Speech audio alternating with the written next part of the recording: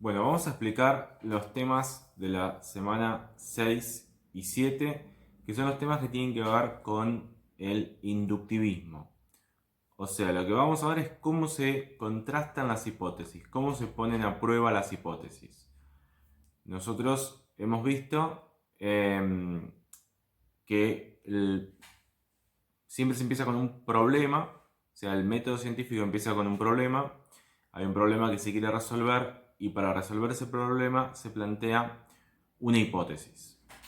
Vimos los distintos niveles de enunciados para entender los distintos tipos de hipótesis, eso se vio en la semana 5, según si son singulares o si son generales, si contienen términos observacionales o términos teóricos. Eso los va a dividir en tres niveles: nivel 1, nivel 2, nivel 3.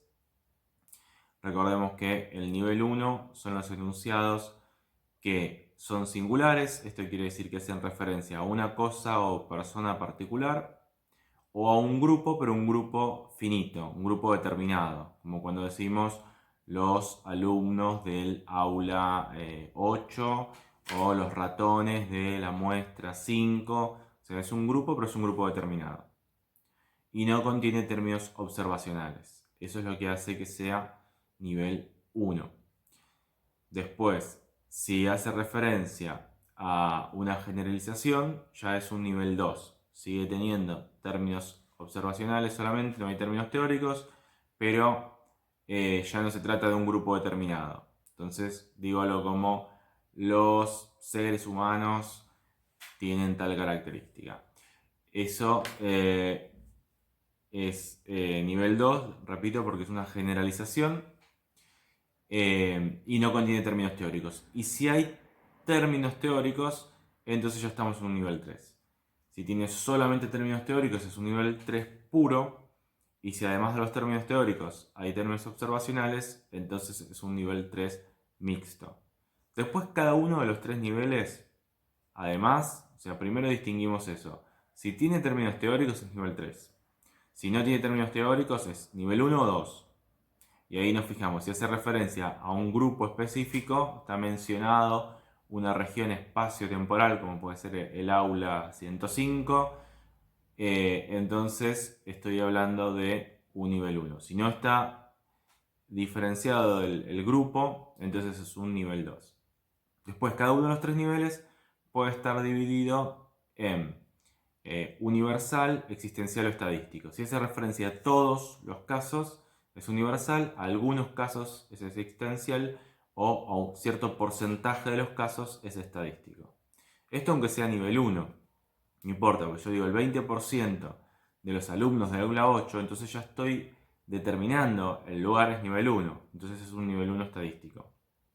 Si digo todos los alumnos del aula 8 tienen tal propiedad, entonces ya es un nivel 1 pero universal. Eso para recordar lo que tenía que ver con el texto de la semana 5, el de Klimovsky. Ahora, pasando a los textos de la semana 6 y 7, vamos a ver el inductivismo.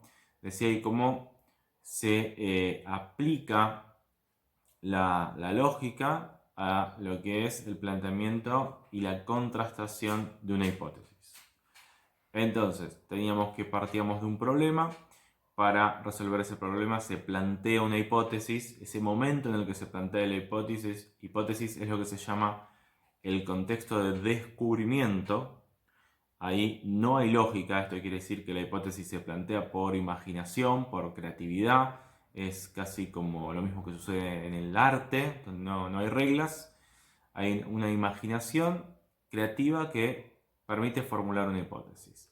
Ahora, para que el canon de la ciencia siga siendo objetivo, esa hipótesis que se formuló debe ser puesta a prueba. Eso es contrastar una hipótesis, es ponerla a prueba, hacer un experimento para ponerla a prueba, para poder aceptarla o rechazarla.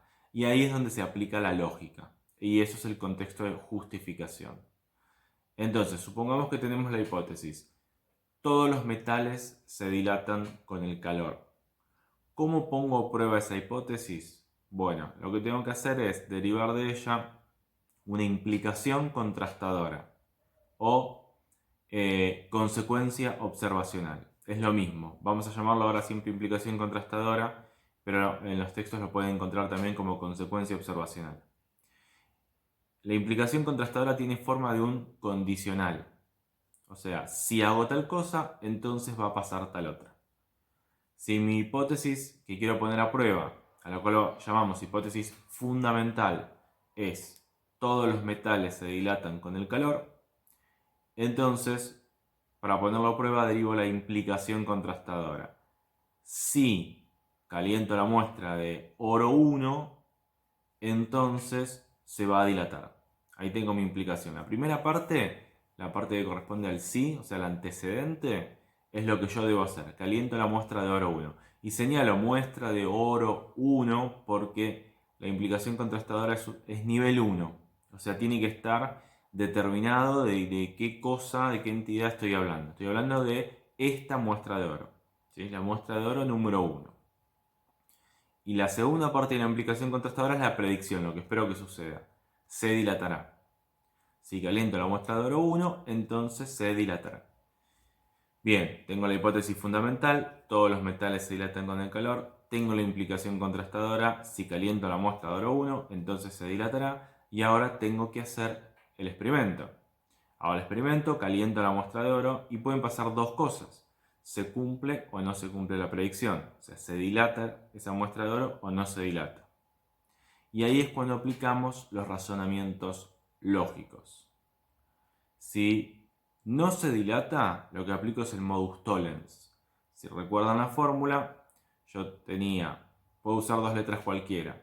Antes usábamos P y Q. Si P entonces Q, no Q, por lo tanto no P. Esa es la estructura del modus tollens. Ahora lo vamos a usar con H y con I. H va a hacer referencia a nuestra hipótesis, todos los metales se dilatan con el calor. I va a hacer referencia a la implicación contrastadora, que era si caliento la muestra de oro 1, entonces se dilatará. Yo tengo si H, entonces I. Supongamos que hago la prueba y no se cumplió, no se dilata, caliento el oro y no se dilata. Entonces voy a tener no I, por lo tanto no H.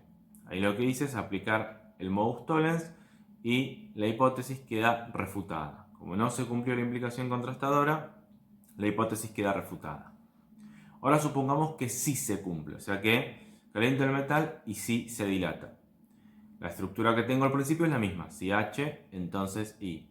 Pero ahora la segunda premisa es I, porque se cumplió, el oro se dilató. Y yo de ahí concluyo H. Esa forma es lo que habíamos visto como falacia de afirmación del consecuente. Si H es entonces I, I, por lo tanto H. Y ese tipo de razonamiento es inválido. Por eso es que no se puede verificar una hipótesis. Verificar una hipótesis es decir que la hipótesis es verdadera, concluyentemente verdadera. Bueno, eso no se puede hacer, porque la estructura que se utiliza es una falacia, es un razonamiento inválido, es la falacia de afirmación del consecuente. Sí podemos refutar una hipótesis porque la estructura que usamos es un razonamiento válido, el modus tollens. Si no se cumple la predicción, la hipótesis es falsa. Ahora, si sí se cumple la predicción, eso no me asegura que la hipótesis sea verdadera y por eso no se puede verificar una hipótesis. ¿Qué se puede hacer? Confirmar una hipótesis, porque confirmar no es decir que es verdadera, es decir que tiene cierto grado de probabilidad, que tiene cierto apoyo en la experiencia. Y para eso se repiten casos. Yo tengo, caliento la muestra de oro 1 y se dilata. Bien, ¿qué hago? Como no puedo estar seguro que la hipótesis es verdadera, hago una prueba más. Caliento la muestra de oro 2, se dilata. Bien, yo tengo dos casos que apoyan mi hipótesis. Sigo, caliento la muestra de oro 3, se dilata. Perfecto. ¿Cuándo termina? Bueno, cuando crea que ya tengo un suficiente número de casos. Y siempre se cumplió. No hubo ningún caso en el que no se cumplió. Entonces, cuando tengo cierto número de casos que ya considero suficiente, puedo concluir que todos los metales se dilatan con el calor, pero ahí la hipótesis ha quedado confirmada, porque no significa que sea verdadera, significa solamente que tiene cierto apoyo, cierta probabilidad de ser verdad, porque se apoya en 10 casos, 20 casos, todos los que puedan hacer. El razonamiento inductivo será mejor siguiendo ciertos criterios que son los de cantidad, ir aumentando la cantidad de casos, y la de variedad, ir variando un poco los casos. En lugar de calentar siempre muestras de oro, puedo calentar muestras de oro, muestras de plata, muestras de bronce, total siempre son metales, ¿sí? Entonces, ¿cómo queda refutada una hipótesis? Aplicando el modus tollens. De la hipótesis se sigue una implicación contrastadora, la implicación contrastadora no se cumplió, entonces la hipótesis queda refutada. ¿Por qué no puedo verificar? Porque la estructura que uso es una falacia, la falacia de afirmación del consecuente. De la hipótesis se sigue una implicación, la implicación resultó verdadera, bueno, pero eso no me permite garantizar que la hipótesis también es verdadera, porque eso es la falacia de afirmación del consecuente. Entonces, ¿qué hago con las hipótesis? Las confirmo. Voy repitiendo casos, voy aumentando en cantidad y en variedad de los casos, y eso le va a dar cada vez más apoyo. Ahora, que una hipótesis quede confirmada no quiere decir que es verdadera, sino solamente que es probable. Hay una alta probabilidad de que todos los metales se dilatan con el calor porque con todos los que se hizo la prueba hasta ahora se cumplió. Bien, la inducción es importante entonces porque por un lado va a servir para poder contrastar las hipótesis, ¿sí? Es muy importante poder confirmar las hipótesis para poder después pasar al contexto de aplicación y empezar a utilizar esas hipótesis. Además, los empiristas lógicos, que son los que proponen este criterio de la inducción, proponen también un criterio de demarcación, que es la manera de separar enunciados científicos de los que no lo son. O sea, enunciados científicos de los que son metafísicos. Los enunciados metafísicos son los que no van a tener sentido porque no se los puede contrastar empíricamente. Si yo digo algo así como el alma es inmortal, ese tipo de enunciado no lo puedo contrastar. No puedo hacer todo lo que decíamos recién de derivar de ese enunciado una implicación contrastadora y ponerla a prueba mediante un experimento. En cambio, algo como todos los metales se dilatan con el calor sí se puede contrastar, sí puedo hacer la prueba porque puedo derivar una implicación contrastadora. Si caliento la muestra de oro 1, entonces se dilatará y puedo hacer un experimento. Después puede ser que la hipótesis sea falsa, no importa, pero puedo contrastarla empíricamente, entonces eso es el criterio de demarcación, poder separar qué enunciados son científicos de los que no lo son. Ahora veamos el primer ejemplo que aparece en el texto de Hempel, que es el del médico Semmelweis. Él lo que va a hacer es aplicar toda esta metodología. Se parte de un problema, sabemos que en la división 1 hay una tasa de mortalidad muy alta de las pacientes embarazadas. La tasa de mortalidad es por fiebre puerperal. Y la pregunta que se va a hacer Semmelweis es: ¿cuál es la causa de la fiebre puerperal? Ese es el problema del que parte, sobre todo porque en la división 1 hay una tasa alta de mortalidad y en la división 2 no, hay una tasa baja. Entonces, ¿cuál es el problema? Por el que las pacientes mueren más en la división 1 que en la división 2. Ahí tenemos el problema. Entonces, ante un problema, ¿qué se hace? Se plantean hipótesis.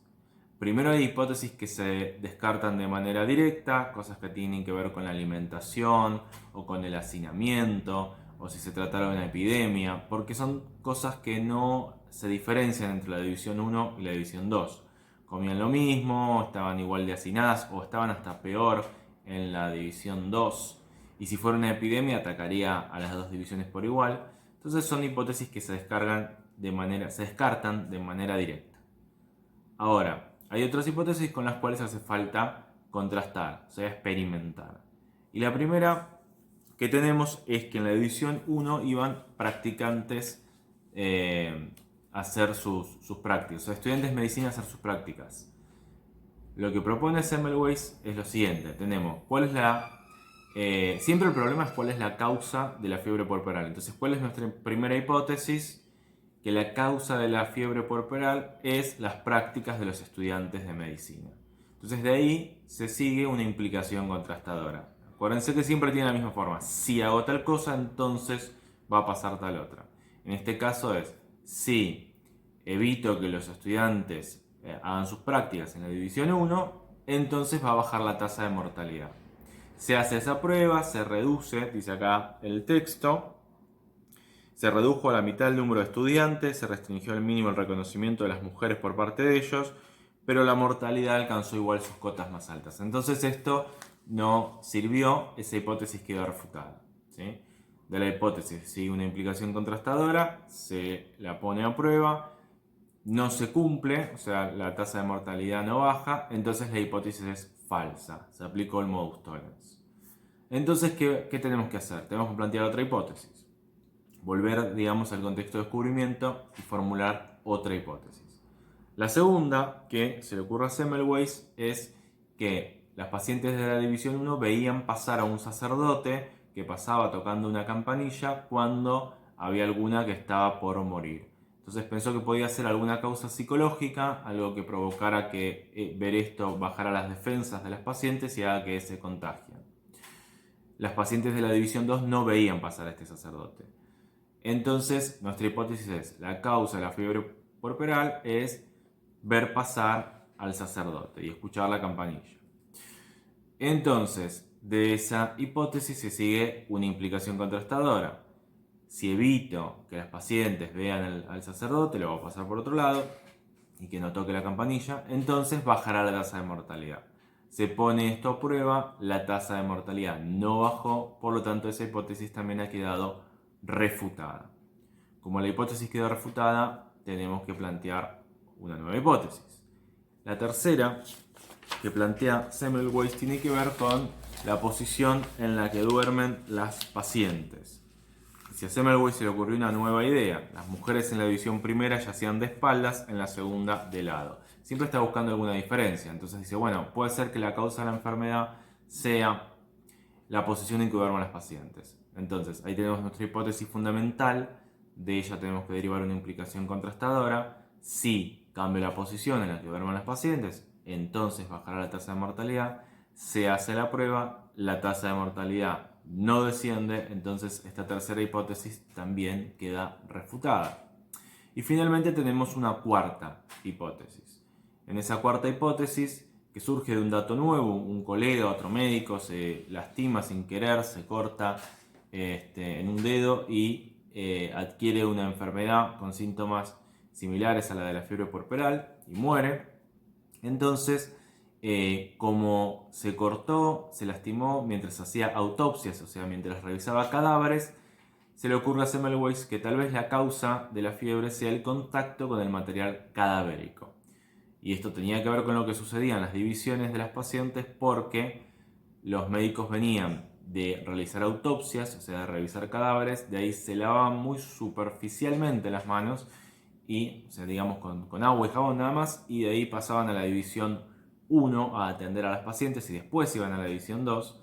Entonces tenían un contacto bastante directo con el material cadavérico. La nueva hipótesis entonces es la causa de la fiebre puerperal es el contacto con el material cadavérico, o sea, con los cadáveres. La nueva implicación contrastadora va a ser si los médicos se lavan las manos con una solución especial, una mezcla de cal clorurada, entonces va a bajar la tasa de mortalidad. Y en este caso se comprueba, digamos, en principio, porque la implicación contrastadora se cumple. Cuando se lavan las manos con cal clorurada, baja la tasa de mortalidad. Pero como dijimos antes, esto no me asegura que la hipótesis sea verdadera. No puedo decir que quedó verificada porque mi estructura es una falacia de afirmación del consecuente. Si H, entonces I, y se cumplió, eso no me garantiza decir que H es verdadera.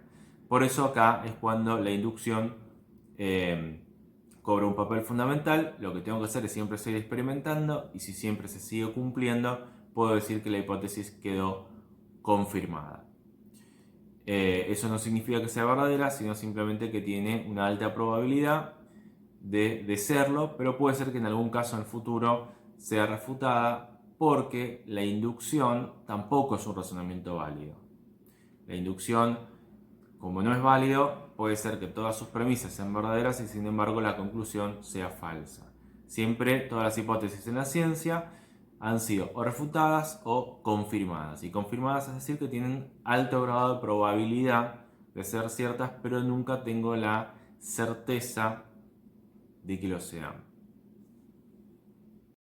Y con esto vemos entonces todas las etapas de la investigación científica. Primero, hay algún problema que se quiere resolver. Para resolver ese problema se plantea una hipótesis. Esto es el contexto de descubrimiento, donde no hay lógica. La hipótesis se formula por la imaginación creativa. Luego se pasa al contexto de justificación, que es cuando se pone a prueba la hipótesis. Ahí aparece la lógica. Para poner a prueba una hipótesis se deriva de ella una implicación contrastadora, algo que tiene la forma si hago tal cosa, o sea, si hago tal experimento, entonces sucederá tal otra, esa va a ser la predicción, y a partir de ahí pueden pasar dos cosas. Esa predicción no se cumple, entonces aplico el modus tollens, que es un razonamiento válido, y digo que la hipótesis ha quedado refutada. Esa implicación sí se cumple, entonces no puedo decir que la hipótesis quedó verificada, o sea que es verdadera, porque la estructura es una falacia de afirmación del consecuente. Pero sí lo que puedo hacer es aplicar la enumeración incompleta, un razonamiento inductivo, que consiste en seguir experimentando, ir aumentando la cantidad de casos y la variedad de casos, y mientras se siga cumpliendo siempre la implicación contrastadora, entonces digo que la hipótesis ha quedado confirmada. Esto es que tiene cierto grado de probabilidad de ser verdadera. Así vemos cómo se aplica entonces el modus tollens, la falacia de afirmación del consecuente, que como es una falacia no se puede en realidad aplicar, no garantiza nada, y el razonamiento inductivo. Y vemos que las hipótesis pueden ser refutadas o confirmadas. Nunca verificadas porque la estructura es una falacia y además porque no puedo experimentar con todos los casos. En nuestro ejemplo de todos los metales y la tango del calor, uno tiene que experimentar con cierto número de casos, 10, 20, 100, todos los que pueda, pero nunca va a poder experimentar con todos. Por lo tanto, como no puedo experimentar con todos los casos, el razonamiento que yo estoy utilizando es una inducción. Es una generalización. De cierto número de casos, generalizo y digo, bueno, esto es verdadero para todos los casos. Esas son las etapas fundamentales entonces de la investigación científica. Bueno, vamos a continuar con el texto de Hempel, Filosofía de la Ciencia Natural. Hemos visto todo el ejemplo de Semmelweis y las parturientas y las etapas fundamentales de la investigación científica. Se parte de un problema, se plantea una hipótesis. Para poder contrastar esa hipótesis se deriva de ella una implicación contrastadora, algo que dice si hago tal experimento entonces va a ocurrir tal cosa, y luego de realizar el experimento hay que ver si esa predicción se cumplió o no. Si no se cumplió, la hipótesis queda refutada. Si se cumplió, la hipótesis queda confirmada, que no significa que sea verdadera, sino que tiene probabilidad de serlo. Avanzo en el texto. Tenemos otro ejemplo, el ejemplo de Galileo en la página 20.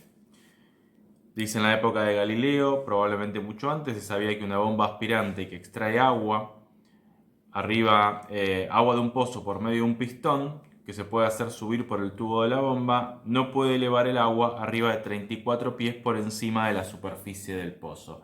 Es la bomba que se utiliza para sacar agua. Ahora usamos bombas eléctricas, pero antes se usaban las bombas con pistón, que tienen ese mismo efecto que una jeringa, donde uno tira un pistón hacia arriba y se llena el tubo con el líquido, el tubo de la jeringa. Bueno, eso mismo en esas bombas antiguas que todavía podemos encontrar en algún lado, que son como esa especie de canilla que sale de la tierra y uno sube y baja una palanca y eso hace que suba el agua. El agua podía subir solamente hasta 34 pies y ese era el problema. Galileo se preguntaba por qué puede subir solo hasta 34 pies. Y eso es lo que hay que averiguar, y para eso hay que plantear hipótesis. ¿Por qué el agua sube solo hasta 34 pies? Torricelli, que era su discípulo, decía que la Tierra estaba rodeada por un mar de aire que por razón de su peso ejerce presión sobre la superficie, y que esta presión ejercida sobre la superficie del pozo obliga al agua a ascender por el tubo de la bomba cuando hacemos subir el pistón. La altura máxima de 34 pies de la columna de agua expresa simplemente la presión total de la atmósfera sobre la superficie del pozo. Entonces Torricelli plantea una hipótesis. Lo que hace que el agua suba por el pistón es la presión del aire. Antes no se tenía idea sobre la presión del aire, que el aire que rodea el planeta Tierra pesa. Entonces él dice, sube hasta 34 pies porque eso es el peso que ejerce la presión del aire. No sube más porque eso es, nuestra presión del aire es esa, digamos. Hace que suba hasta 34 pies. Si hubiera más presión tendría que subir más, o si hubiera menos presión tendría que subir menos. Esa es su hipótesis, la causa de que suba hasta 34 pies es la presión del aire. Entonces ahora tiene que venir la implicación contrastadora. Si la conjetura es verdadera, entonces la presión de la atmósfera sería capaz también de sostener una columna de mercurio proporcionalmente más corta. Digamos, la implicación contrastadora va a ser, si hago la prueba, en lugar de con agua, con mercurio, entonces la columna va a subir menos, va a ser más corta. Ahí tengo el sí entonces. Puesto que la gravedad específica del mercurio es aproximadamente 14 veces la del agua, la longitud de la columna de mercurio mediría aproximadamente 34 dividido 14, o sea, 34 veces menos, 14 veces menos. Como con agua sube hasta 34 pies y yo sé que el mercurio es 14 veces más pesado que el agua, entonces con mercurio tiene que subir 14 veces menos, 34 dividido 14. Es decir, algo menos de 2 pies y medio. Comprobó esta implicación contrastadora por medio de un artefacto ingeniosamente simple. En realidad lo que hace es inventar el barómetro, un aparato que después va a servir para medir la presión del aire. Hace la prueba, la columna de mercurio desciende entonces por el tubo hasta alcanzar una altura de 30 pulgadas, justo como lo había previsto la hipótesis de Torricelli, queda confirmada. ¿Sí? Hace la prueba, se cumple. Entonces, acá vemos que como se cumplen nuevamente las etapas de la investigación, hay un problema, se plantea una hipótesis para resolverlo, se la pone a prueba. Se la pone a prueba mediante una implicación contrastadora y en este caso se confirma. Recordamos que confirmar no significa que sea verdadera porque hay que seguir probando con más casos y siempre que los casos sean favorables va a ser confirmada. Pero nunca podemos decir que quedó verificada porque, como vimos en el otro video, es una estructura de razonamiento inválida, la falacia de afirmación del consecuente, y además porque habría que poder probar con todos los casos, que obviamente es imposible. Posteriormente, Pascal halló una nueva implicación contrastadora. Se va a hacer una prueba más, que es diferente. Argumentaba Pascal que si el mercurio del barómetro de Torricelli está contrapesado por la presión del aire sobre el recipiente abierto de mercurio, entonces la longitud de la columna disminuiría con la altitud, puesto que el peso del aire se hace menor.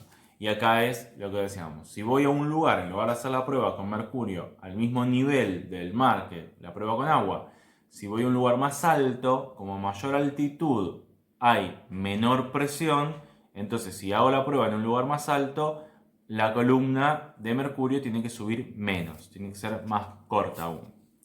Se hace la prueba, van a una montaña, van a la cima de la montaña, pero era yo que en la cima de la montaña la columna de mercurio era más de 3 pulgadas menor que al pie de aquella, mientras que la longitud de la columna del barómetro de control no había sufrido cambios a lo largo del día.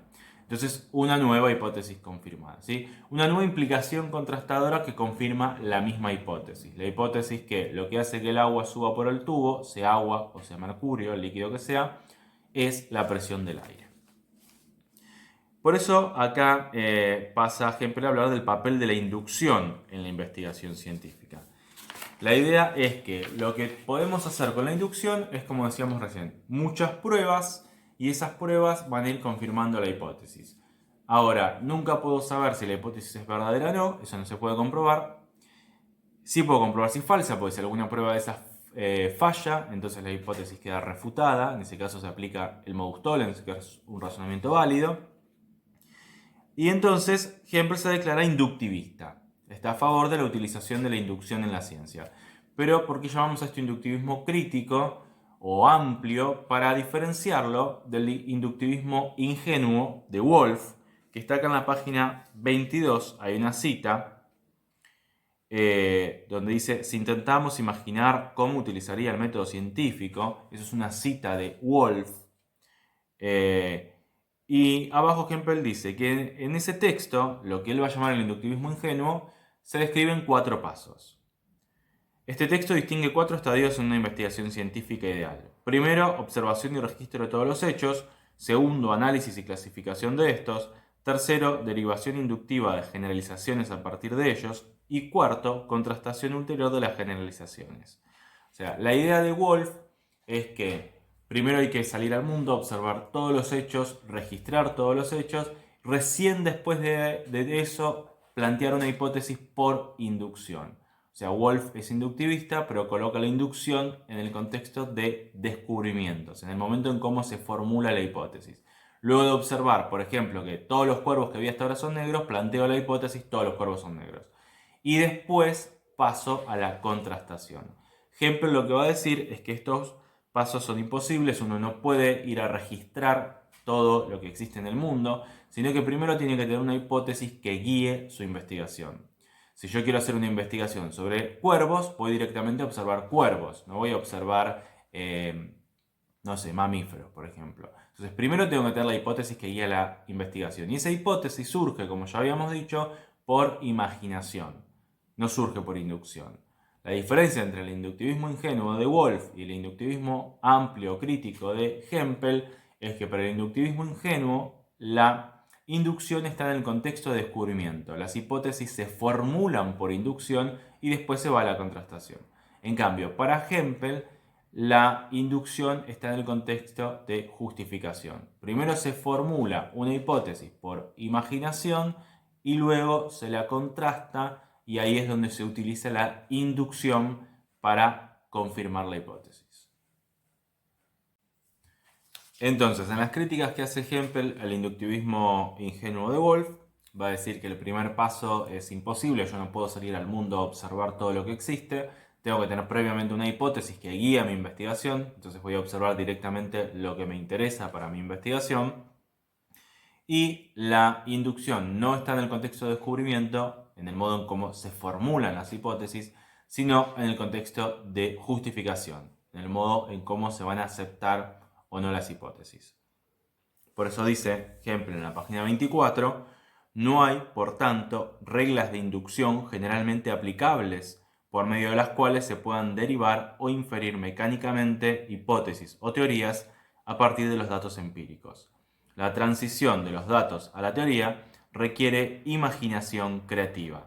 Las hipótesis y teorías científicas no se derivan de los hechos observados, sino que se inventan para dar cuenta de ellos. Eso es el contexto de descubrimiento, las hipótesis se inventan con imaginación creativa. Sin embargo, la objetividad científica queda salvaguardada por el principio de que en la ciencia, si bien las hipótesis y teorías pueden ser libremente inventadas y propuestas, solo pueden ser aceptadas e incorporadas al corpus del conocimiento científico si resisten la revisión crítica, que comprende en particular la comprobación, mediante cuidadosa observación y experimentación, de las apropiadas implicaciones contrastadoras. Y eso es entonces el contexto de justificación, ¿sí? Porque uno puede inventar lo que quiera, pero después lo tiene que demostrar para que se mantenga la objetividad científica. La inducción, ¿dónde está entonces? En el contexto de justificación. Bien, es importante también aclarar que la inducción, como ya dijimos, no significa que la hipótesis sea verdadera, sino que queda confirmada, que es probable. Esto está al final de la 25 y al principio de la 26. Dice una, y ahí ya se pasa a la 26. Contrastación con resultados favorables, por amplia que sea, no establece una hipótesis de modo concluyente, sino que se limita a proporcionarle un grado mayor o menor de apoyo. Por lo tanto, aunque la investigación científica no es inductiva en el sentido estrecho, o sea, no es inductiva como dice Wolff, se puede decir que es inductiva en un sentido más amplio, en la medida en que supone la aceptación de hipótesis sobre la base de datos que no las hacen deductivamente concluyentes, sino que solo proporcionan un apoyo inductivo más o menos fuerte, un mayor o menor grado de confirmación. Y las reglas de inducción han de ser concebidas como cánones de validación, o sea, en el contexto de justificación, más bien que de descubrimiento, no en el contexto de descubrimiento. Bien, después viene el capítulo 3, la contrastación de una hipótesis, su lógica y su fuerza. Acá van a aparecer nuevos tipos de hipótesis. Por ejemplo, el punto 2 dice el papel de las hipótesis auxiliares y acá hay un ejemplo más. Nosotros hasta ahora habíamos visto La hipótesis fundamental, que es la que se plantea para resolver el problema, es la que se pone a prueba y de ella se deriva una implicación contrastadora. Ahora, además, siempre hay en juego hipótesis auxiliares. Por ejemplo, en el caso anterior, cuando hablábamos del caso de Torricelli, él había dicho, si hago la prueba con mercurio en lugar de con agua, la columna va a subir menos. ¿Por qué va a subir menos? Bueno, porque se sabía que el mercurio es más pesado que el agua. Eso, el mercurio es más pesado que el agua, es una hipótesis auxiliar. Es un conocimiento que ya se tiene, que ya se sabe y que permite entonces derivar la implicación contrastadora. Eso quiere decir que la implicación contrastadora no se deriva directamente de la hipótesis fundamental, sino de la hipótesis fundamental con ayuda de las hipótesis auxiliares, como se puede ver en la página 28. Dice, si H y A, o sea, si la hipótesis fundamental y la auxiliar son ambas verdaderas, si es verdad que la causa de que el líquido suba por el tubo es la presión del aire, y es verdad que el mercurio es más pesado que el agua, entonces también lo es I, la implicación contrastadora. También lo será que si hago la prueba con mercurio va a subir 14 veces menos. Pero como se muestra empíricamente y no es verdadera, esto es en el caso de que se aplique el modus tollens, de que no se haya cumplido nuestra predicción. En el caso de Torricelli sí se cumplió, pero supongamos que no se cumplía. Por lo tanto, H y A no son ambas verdaderas. ¿Qué quiere decir esto? Que antes decíamos, de la hipótesis se sigue una implicación contrastadora. Si la implicación no se cumple, la hipótesis es falsa. El modus tollens, refutábamos la hipótesis. Ahora decimos que de la hipótesis más las hipótesis auxiliares se sigue la implicación contrastadora. Si la implicación no se cumple, eso significa que o es falsa la hipótesis o son falsas las auxiliares. Y esto es un problema. En general, se supone que las auxiliares ya fueron aceptadas y entonces esto serviría para refutar la hipótesis. Pero en algunos casos puede ser que lo que esté mal sea la hipótesis auxiliar. Y es lo que pasa en el ejemplo de Tycho Brahe, que aparece acá en la página 29. El astrónomo Tycho Brahe rechazó la concepción copernicana de que la Tierra se mueve alrededor del Sol. O sea, acá la hipótesis fundamental es la Tierra gira alrededor del Sol. Y Tycho Brahe rechazaba esa idea. ¿Por qué? Porque él de esa idea extraía la siguiente implicación contrastadora. O sea, si la hipótesis de Copérnico fuera verdadera, si H, entonces, y ahora viene la implicación contrastadora, la dirección en que una estrella fija sería visible para un observador situado en la Tierra en un momento determinado del día cambiaría gradualmente. O sea, si miro una estrella fija desde la Tierra, voy a observar cierto movimiento, porque si la Tierra se está moviendo y yo estoy mirando siempre al mismo punto, tengo que observar que algo cambia, ¿no? Acá pone el ejemplo de un niño montado en un tío vivo, quiere decir un nene en una calecita. Si un nene está mirando hacia afuera, hacia un punto afuera de la calecita, obviamente si va girando, ese punto va a ir cambiando. Entonces la idea es, si la Tierra se mueve, si yo miro una estrella fija, voy a observar un movimiento en esa estrella. Como no observo ningún movimiento en la estrella, refuto la hipótesis de Copérnico. Bueno, entonces la Tierra no se mueve, la Tierra está quieta. Lo que pasa es que acá Tycho Brahe estaba teniendo en cuenta una hipótesis auxiliar. Él creía que la Tierra y las estrellas eran muy cercanas, estaban tan cerca que uno podía efectivamente observar ese movimiento. El problema es que la hipótesis auxiliar estaba mal. Las estrellas están muy lejos, mucho más lejos de lo que pensaba Tycho Brahe y de lo que él podía ver con los instrumentos que disponía en su época. Entonces, cuando él dijo, bueno, como no veo ningún movimiento en las estrellas, eso significa que la Tierra está quieta, en realidad lo que estaba mal era su hipótesis auxiliar. Él no veía ese movimiento porque las estrellas estaban muy lejos. Ahora, cuando se pudo mejorar el instrumental y ver mejor las estrellas, ahí sí se pudo observar ese movimiento. Por eso es que a veces lo que está mal no es la hipótesis fundamental, cuando la implicación no se cumple, sino que puede ser la hipótesis auxiliar. La dirección definida por el observador de la estrella variaría periódicamente entre dos extremos que corresponderían a puntos opuestos de la órbita de la Tierra en torno al Sol. El ángulo subtendido por estos puntos se denomina paralaje de la estrella. Cuanto más lejos está la estrella de la Tierra, tanto menor será su paralaje. Brahe buscó un testimonio empírico de los movimientos paralácticos de las estrellas fijas y no encontró ninguno, en consecuencia rechazó la hipótesis de que la Tierra se movía. Pero la implicación contrastadora, según la cual las estrellas fijas muestran movimientos paralácticos observables, solo se podía derivar de la hipótesis de Copérnico con la ayuda de una hipótesis auxiliar, el supuesto auxiliar de que las estrellas fijas están próximas a la Tierra. Se ha descubierto que las estrellas fijas muestran desplazamientos paralácticos, pero que la hipótesis auxiliar de Brahe era errónea. Entonces acá tenemos un ejemplo donde el problema está entonces en la hipótesis auxiliar. En algunos casos, ante algunos problemas, vamos a observar que hay dos hipótesis posibles para resolver la cuestión. En ese caso, llamamos a esas dos hipótesis rivales. Dos soluciones posibles para un mismo problema. Y para poder resolver esto y quedarnos con una de esas dos y refutar la otra, se debe hacer una contrastación crucial. Eso es lo que aparece en el punto 3, en la página 30, contrastaciones cruciales. Acá el problema es en qué consiste la naturaleza de la luz, de qué está hecha la luz. Y había dos hipótesis posibles, las vamos a llamar H1 y H2. Supongamos que H1 y H2 son dos hipótesis rivales relativas al mismo asunto que hasta el momento han superado con el mismo éxito las contrastaciones empíricas. Cuando se las contrastaron por separado, fueron confirmadas. Pero no pueden ser las dos verdaderas. Una de las dos por lo menos tiene que estar mal. Entonces es posible encontrar un modo de decidir entre las dos si se puede determinar alguna contrastación con respecto a la cual H1 y H2 predigan resultados que estén en conflicto. Es decir, si dado cierto tipo de condición de contrastación, C, la primera hipótesis da lugar a la implicación contrastadora si C, entonces E1, y la segunda si C, entonces E2, donde E1 y E2 son resultados que se excluyen mutuamente. O sea, yo debería tener la posibilidad de hacer un experimento que me dé dos predicciones posibles. O pasa esto o pasa lo otro. Y la idea es que si pasa el efecto 1, la que es confirmada es la hipótesis 1.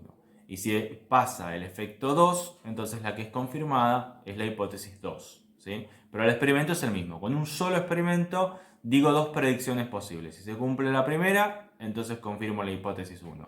Y si se cumple la segunda, confirmo la hipótesis 2. Un ejemplo clásico lo constituye el realizado para decidir entre las concepciones rivales de la naturaleza de la luz. Una de ellas sostenía que la luz consiste en ondas y la otra que la luz consiste en corpúsculos. O sea, una es la luz es ondas, otra es la luz es corpúsculos de materia. Ahí tenemos las dos hipótesis rivales, no pueden ser ambas verdaderas, algunas dos tienen que estar mal. O la luz es ondas o es partículas. La concepción ondulatoria llevaba además a la implicación de que la luz viajaría con mayor rapidez en el aire que en el agua, mientras que la concepción corpuscular conducía a la conclusión opuesta. Bueno, acá tenemos hipótesis auxiliares. La idea de que si la luz es onda va a ir más rápido por el aire, porque se sabía que las ondas se trasladan más rápido por el aire. Ahí está la hipótesis auxiliar. Y si la luz es partículas va a ir más rápido por el agua. ¿Por qué? Porque se sabía que las partículas van más rápido por el agua. Y ahí tenemos otra hipótesis auxiliar. Veamos qué experimento se hace. En 1850 Foucault consiguió realizar un experimento en el que se comparaban directamente las velocidades de la luz en el aire y en el agua. Se producían imágenes de dos puntos emisores de luz por medio de rayos luminosos que pasaban respectivamente a través del agua y a través del aire y se reflejaban luego en un espejo que giraba rápidamente. O sea, se tiran dos rayos de luz, uno pasa por agua y otro pasa por aire y hay que ver cuál llega primero, básicamente. La imagen de la primera fuente de luz aparecería a la derecha o a la izquierda de la segunda, según que la velocidad de la luz en el aire fuera mayor o menor que en el agua. Y entonces, como tenemos dos hipótesis, tenemos dos implicaciones contrastadoras. De la hipótesis 1, que dice el agua es ondas, se sigue la implicación contrastadora 1. Si se lleva a cabo el experimento de Foucault, o sea, si hago ese experimento de disparar dos rayos de luz, uno por agua y otro por aire, entonces la primera imagen aparecerá a la derecha. La hipótesis 2, la luz consiste en partículas, tiene una implicación contrastadora 2, que es si se lleva a cabo el experimento de Foucault, o sea, si pongo agua y aire y disparo los rayos de luz, entonces la primera imagen aparecerá a la izquierda. El experimento es el mismo, eso es lo importante. La parte del sí, lo que yo tengo que hacer es la misma, pero la parte del entonces, la predicción, son dos distintas. O aparece una a la derecha o aparece la otra a la derecha. Entonces se hace la prueba y el experimento mostró que la primera de las implicaciones es verdadera, o sea, quedó confirmado que la luz es ondas y quedó refutado que es partículas. Lo importante entonces, repito, es que tengo dos hipótesis con dos predicciones posibles, pero el experimento que tengo que hacer es el mismo. Eso es un experimento crucial. Hago el experimento y ahí veo. Si se cumple la predicción 1, se confirma la hipótesis 1. Y si se cumple la predicción 2, se confirma la hipótesis 2. Después tenemos un tipo más de hipótesis, que son las hipótesis ad hoc, que aparecen acá en el punto 4, a finales de la página 31 y en la página 32. La idea es la siguiente: en algunos casos uno puede hacer un experimento, la implicación no se cumple y entonces uno tendría que refutar su hipótesis, aceptar que la hipótesis es falsa porque no se cumplió la predicción. Uno a veces quiere seguir manteniendo esa hipótesis, no la quiere refutar. Entonces, luego de realizado el experimento y que la implicación no se haya cumplido, uno puede plantear una hipótesis ad hoc. Es una especie de excusa que explica por qué en ese caso no se cumplió la predicción, pero que igual hay que seguir manteniendo esa hipótesis.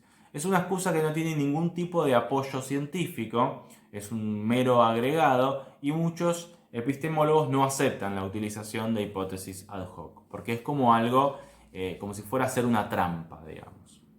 Algo que no valdría. Por eso dice, en principio siempre sería posible retener H, incluso si la contrastación diera resultados adversos importantes, siempre que estemos dispuestos a hacer revisiones suficientemente radicales y quizá laboriosas en nuestras hipótesis auxiliares.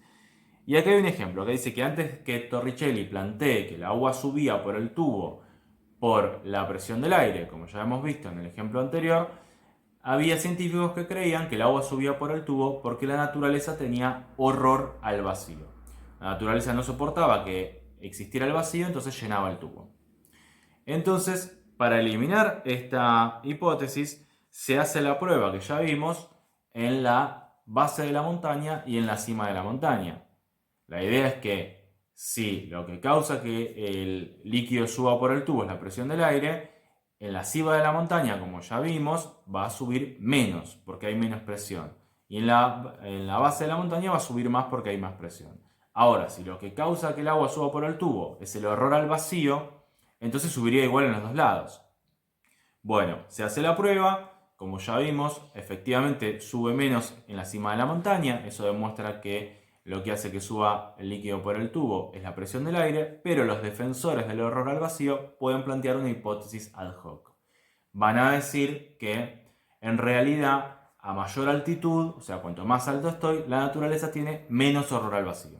Listo, y eso explica por qué el agua o el mercurio, es lo mismo, subió menos en la cima de la montaña. Porque la naturaleza tiene menos horror al vacío, entonces siguen manteniendo su idea de que lo que hace que el líquido suba por el tubo es el horror al vacío. La aplicación de hipótesis ad hoc hace que las hipótesis científicas se vuelvan irrefutables.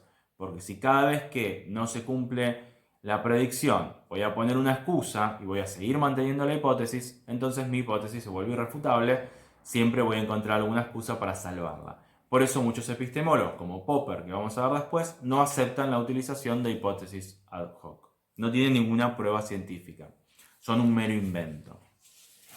Por último, acá el capítulo 4, criterios de confirmación y aceptabilidad, que aparece en la página 34, vamos a mencionar solamente los dos criterios más importantes que ya habíamos mencionado, que son cantidad y variedad.